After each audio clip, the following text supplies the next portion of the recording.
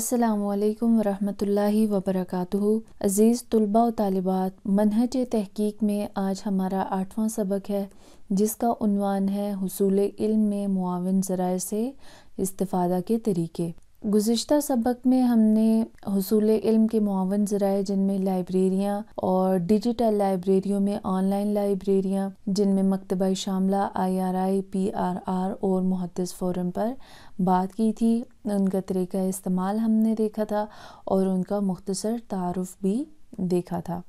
بنیادی طور پر ہمارا جو موضوع چل رہا ہے وہ ہے حصول علم میں معاون ذرائع سے استفادہ کے طریقے۔ مواد حاصل کرنے کے جیسے پہلے بھی آپ لوگوں کے سامنے یہ بات ذکر کی گئی تھی کہ مختلف ذرائع ہیں جن میں ایک ذریعہ عوام ہے، لائبریریاں ہیں، اخبارات اور تحقیقی رسائل ہیں۔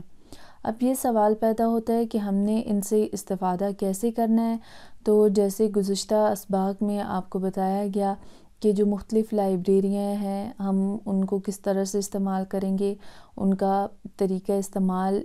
نہ صرف آپ کو پریکٹیکلی بتایا تھا بلکہ اس کے علاوہ جو عوامی لائبریریاں ہیں ان میں بھی سرچ کرنے کا طریقہ آپ کو بتایا گیا تھا۔ اسی طرح اخبارات پر ہماری بات ہوئی تھی کہ اخبارات چونکہ تحقیقی مواد اکٹھا کرنے کا بنیادی سورس تو نہیں ہے، بنیادی ذریعہ تو نہیں ہے، لیکن بعض اوقات کچھ واقعات یا کچھ معلومات ایسی ہوتی ہیں جو ہمیں کسی کتاب سے نہیں مل سکتی، تو اس صورت میں ہم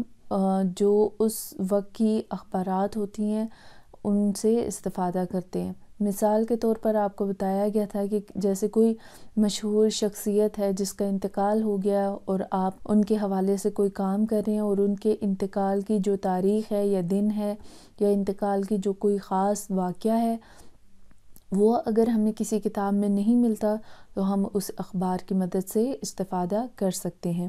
اسی طرح تحقیقی رسائل پر بھی بات ہوئی تھی کہ پاکستان میں مختلف کئی رسائل ہیں، کئی جرائد ہیں جن میں مختلف قسم کے مقالہ جات چھپتے ہیں اور تحقیق کے دوران ان مقالہ جات سے بھی استفادہ حاصل کیا جا سکتا ہے۔ آج کا جو ہمارا موضوع ہے وہ ہے عوام۔ ہم دیکھیں گے کہ ہم نے عوام سے کس طرح سے استفادہ کرنا ہے، ہم ان سے تحقیق کے دوران کس طرح مواد اکٹھا کر سکتے ہیں، کیونکہ حصول علم کا ایک جو اہم ذریعہ ہے وہ عوام بھی ہے۔ کتابوں کے علاوہ اگر کچھ ایسی چیزیں ہیں کہ جو ہمیں کتابوں میں نہیں ملتی یا پھر یہ ہے کہ کوئی اور ذریعہ نہیں ہے جس کی مدد سے ہم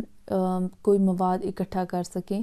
اور کبھی ایسا ہوتا ہے کہ کوئی خاص واقعہ نقل کیا جا رہا ہوتا ہے اور اس واقعے کے کچھ عینی شاہد بھی موجود ہوتے ہیں، تو ہم کیا کرتے ہیں کہ براہ راست ان سے استفادہ کرتے ہیں، ان سے بات چیت کر کے مواد اکٹھا کر کے ہم اس کو اپنی تحقیق میں شامل کرتے ہیں۔ اب عوام سے ہم نے کیسے مواد اکٹھا کرنا ہے، تو اس کی دو صورتیں ہیں، یا تو سروے کیا جاتا ہے یا پھر انٹرویوز کیے جاتے ہیں۔ اب ان دونوں کی تفصیلات ہم آگے دیکھیں گے۔ انٹرویو تو بعض اوقات کسی موضوع پر جب معلومات اکٹھی کرنی ہو تو محقق کو مختلف لوگوں کا انٹرویو کرنا پڑتا ہے، یعنی فرض کریں ہم بچوں سے متعلق کوئی تحقیق کر رہے ہیں تو پھر اس صورت میں ہم کیا کرتے ہیں کہ جو بچوں کو پالنے والے ادارے ہوتے ہیں یا والدین ہوتے ہیں یا دیگر جو بھی بچوں سے متعلقہ کوئی بھی ادارہ ہے تو ہم اس سے یا پھر اس ادارے کے جو افسران ہیں یا دیگر عملہ ہے جو ان سے متعلق ہیں ہم ان کا انٹرویو کرتے ہیں۔ اب یہ جو انٹرویوز ہوتے ہیں کبھی تو انفرادی طور پر ہوتے ہیں اور کبھی اجتماعی نوعیت کے بھی ہوتے ہیں، اور انٹرویوز یا تو ان کا ایک منظم طریقہ ہوتا ہے کہ ہم نے کن کن چیزوں کا خیال رکھنا ہے، باقاعدہ سوالات بنائے جاتے ہیں اور پھر انہی سوالات کو مد نظر رکھتے ہوئے سوالات کیے جاتے ہیں، اور کبھی ایسا ہوتا ہے کہ غیر رسمی سا غیر منظم انٹرویو ہوتا ہے، لیکن اس کے پیچھے کیا ہوتا ہے کہ ایک تھیم محقق کے ذہن میں ہوتا ہے، ایک آئیڈیا ہوتا ہے اس کے ذہن میں کہ ہم نے اپنے جو ہمارے سامنے انسان بیٹھا ہوا ہے ہم نے اس سے کس طرح کا مواد اور کن سوالات کی مدد سے اس مواد کو حاصل کرنا ہے۔ انٹرویو کی اقسام یا پھر طریقہ کار اگر دیکھ لیں تو انٹرویو دو طرح سے ہوتے ہیں، ایک انٹرویو بالمشافہ یعنی ملاقات کر کے سامنے بٹھا کر ہم کسی سے مختلف سوالات کرتے ہیں، یا پھر دوسرا طریقہ یہ ہے کہ انٹرویو ہم کسی بھی جو اپلیکیشن ہے اس کی مدد سے ہم کرتے ہیں، جیسے ٹیلی فون ہے یا پھر ای میل کی مدد سے یا پھر اور دیگر جتنی بھی ایپس ہیں ان کی مدد سے ہم انٹرویو کرتے ہیں۔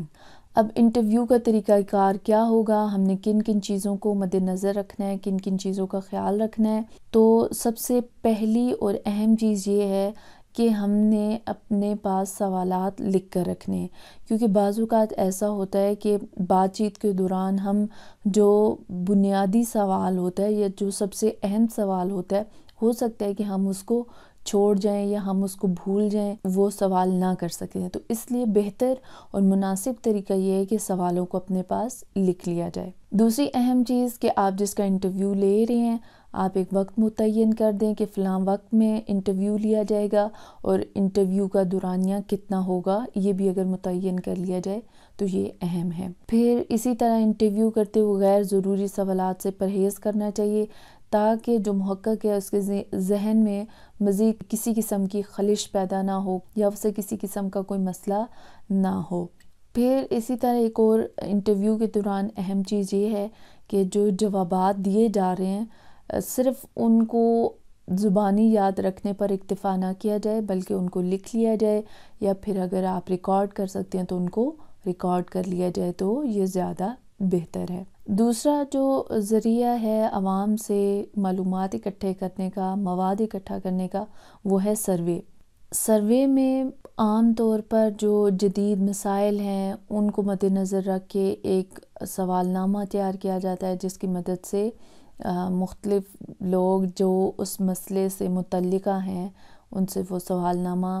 یا پھر وہ جو کوسچنر ہے ان کے سامنے رکھا جاتا ہے اور ان کی رائے لی جاتی ہے۔ سب سے اہم کام یہی ہوتا ہے کہ سوال نامے تیار کیے جاتے ہیں، پھر اس کے بعد ان کو لوگوں میں تقسیم کیا جاتا ہے۔ لیکن یہاں پر یہ بات یاد رکھیں کہ ہر سوال نامہ ہر انسان کے لیے نہیں ہوتا۔ ہم نے جس فیلڈ کا انتخاب کیا ہوا ہے اس فیلڈ سے متعلقہ جتنے لوگ ہوں گے ان کے لیے سوال نامہ کیا جائے گا، اور پھر وہ سوال نامے انہی لوگوں میں تقسیم کیے جائیں گے۔ اب جب سوال نامے تقسیم ہو گئے، لوگوں کے جوابات آ گئے، تو ہم نے ان کا تجزیہ لینا ہے، اور آخر میں جو تجزیہ کرنے کے بعد نتائج سامنے آئیں گے ان کو اپنے تحقیق میں یا اپنے مقالے میں شامل کر لیا جائے گا۔ اب سوال نامے کیسے ہونے چاہیے اس سے متعلق بھی دیکھ لیں کہ اپنے موضوع سے متعلقہ سوال ہوں، یعنی غیر ضروری یا پھر ایسا سوال جو مبہم قسم کا ہو یا پھر آپ کے موضوع سے متعلق ہی نہیں ہے یا اس کی اتنی ضرورت نہیں ہے، تو ایسے سوالات سے گریز کیا جائے۔ دوسرا یہ کہ سوال ایسا نہ بنایا جائے کہ محقق کو خود ہی پتہ نہ ہو کہ میں کیا سوال کر رہا ہوں، یعنی آسان اور سادہ الفاظ میں اگر ہو، قابل فہم ہو تو وہ زیادہ بہتر ہے۔ آج کے سبق میں ہم نے مواد کے حصول کے لیے انٹرویو اور سروے سے متعلق بات کی۔ ہم نے اس چیز کو واضح کرنے کی کوشش کی کہ مواد حاصل کرنے کا ایک ذریعہ جو عوام ہے، اس سے ہم کس کس طرح سے مواد اکٹھا کریں گے، اور مواد اکٹھا کرنے کے لیے ہم نے کن کن چیزوں کا خیال رکھنا ہے۔ امید ہے کہ آج کا سبق آپ کو سمجھ آ گیا ہوگا۔ آج کے لیے اتنا ہی کافی ہے۔ السلام علیکم ورحمۃ اللہ وبرکاتہ۔